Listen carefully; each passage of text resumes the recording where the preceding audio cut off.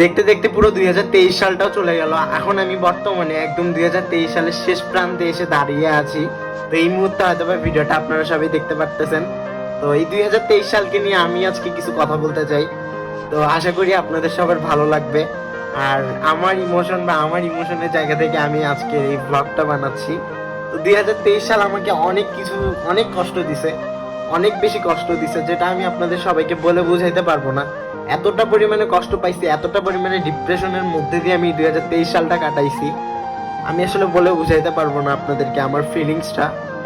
মানে এতটা পরিমাণে ডিপ্রেশন আমার লাইফে কখনো আসে নাই। আমার 2022 সালেও অনেক বেশি খারাপ সময় গেছে, বাট আমি এতটা পরিমাণে ভেঙে পড়িনি, এতটা পরিমাণে ডিপ্রেশনে ছিলাম না আমি কখনো।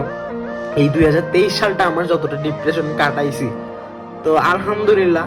জানি না এটা হয়তো বা আল্লাহ ভালো লিখে রাখছিল, বা আল্লাহ হয়তো বা লিখে রাখছিল জন্য হয়েছে 2023 সালের একদম শেষ মুহূর্তে এসে আমি আমার সব প্রবলেম সলভ হয়ে গেছে। আমি সবকিছু 2023 সালে হারিয়ে 2023 সালের শেষ মোমেন্টে এসে বা শেষ মুহূর্তে এসে আমি সবকিছু ফেরত পাইছি। এটা হয়তো বা আল্লাহ চাইছিল বলেই হয়েছে, না হলে হয়তো বা কখনো মানে সম্ভব ছিল না, বা কখনো এটা সম্ভব হইতো না। তো আমার 2023 সালটা আমি এতটা খারাপ কাটাইছি, আমি জাস্ট এইটুকুই বলবো, কখনো আমি এরকম কাটাইনি। আমার 2022 সালে এর থেকে অনেক খারাপ সময় গেছে, বাট এতটা পরিমাণে আমি ভেঙে পড়িনি কখনো, বা এতটা পরিমাণে ডিপ্রেশনে আমি কখনোই ছিলাম না। তো 2023 সালকে আমার তরফ থেকে আমি চাই আমার লাইফে যেন 2023 সালটা কখনোই ব্যাক না আসে। আমি কখনোই চাই না এরকম দিন আমার লাইফে আর কখনো আসুক। আর আমি জাস্ট ভালো দিনের আশায় সবসময়ের জন্য গিয়ে ওয়েট করি। আর আমি 2024 সালকে একটা কথাই বলবো, বা আমি মহান আল্লাহ তাআলার কাছে একটা জিনিসই চাই, যে আমাকে যেন 2024 সালটাতে সে ভালো রাখে। আর আমার সত্যি আর খারাপ দিন চাই না, আমি আর খারাপ দিন সত্যি আর একদমই ভালো লাগে না। তো আমি জাস্ট সবসময়ের জন্য ভালো দিন চাই। আর আমি এই ডিপ্রেশনগুলোর মধ্যে দিয়ে আলহামদুলিল্লাহ বের হয়ে আসতে পারছি। 2023 সালের একদম লাস্ট মোমেন্টে এসে আমার সবগুলো প্রবলেম সলভ হয়ে গেছে, আলহামদুলিল্লাহ আলহামদুলিল্লাহ আলহামদুলিল্লাহ। সব প্রবলেম সলভ হয়ে গেছে মোটামুটি ধরতে গেলে। তো এখন আমি অনেকটাই ডিপ্রেশন থেকে বের হয়ে আসছি।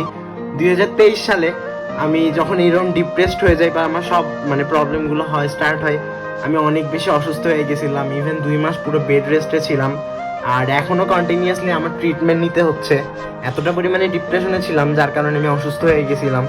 তো এখন মোটামুটি আল্লাহর রহমতে আমি অনেক ভালো আছি। আর অনেক ভালো বলতে মোটামুটি ভালো আছি আর কি। তো এখনো কন্টিনিউয়াসলি আমার ট্রিটমেন্ট চলতেছে। আর অনেকেই বলতেছেন আমি অনেক নাকি আগের তুলনায় ফ্যাট হয়ে গেছি, বা অনেকে অনেক ধরনের কথা বলতেছেন। বাট আমি আমার দিক থেকে বলবো আমি কেন হয়েছি, বা আমি আজকের এখানে কেন আসছি, সেটা একমাত্র আমি জানি। আমার অনেক ওষুধ খাইতে হইতো, অনেক কিছু করতে হইতো। তো এইগুলো মূলত ঔষধের সাইড ইফেক্ট। আর আমার যেই অসুস্থ, বা আমি যেই জিনিসটাতে আক্রান্ত, তো এইটা হইলে গিয়ে নর্মালি সবারই গিয়ে হাত পা মুখ ফুলে যায়। তো যেটা আমারও গেছে আর কি।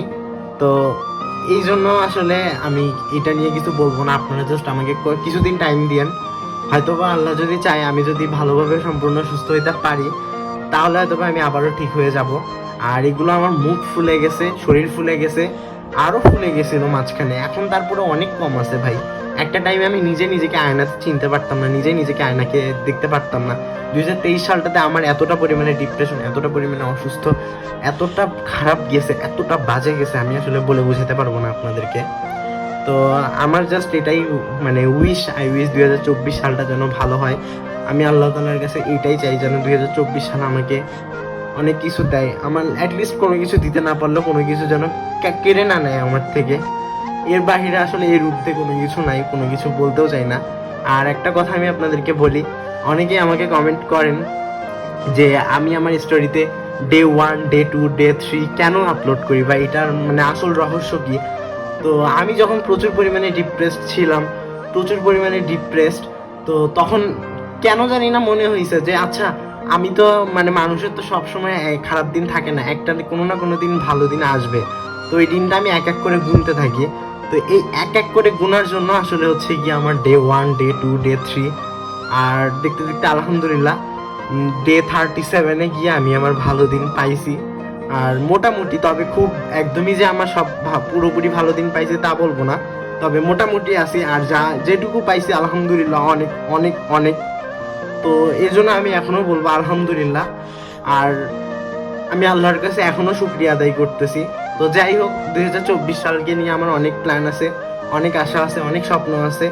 আমি মহান আল্লাহ তাআলার কাছে জাস্ট একটা কথাই বলবো, আমাকে যেন সে নিরাশ না করে, আর আমি যেন সামনের দিকে এগিয়ে যেতে পারি। তো থ্যাংক ইউ এভরিওয়ান, এই বলে আমি আমার বক্তব্য শেষ করতেছি।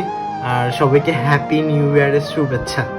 তো ভালো থাকবেন সবাই, আর সবাইকে আবারও বলতেছি হ্যাপি নিউ ইয়ার।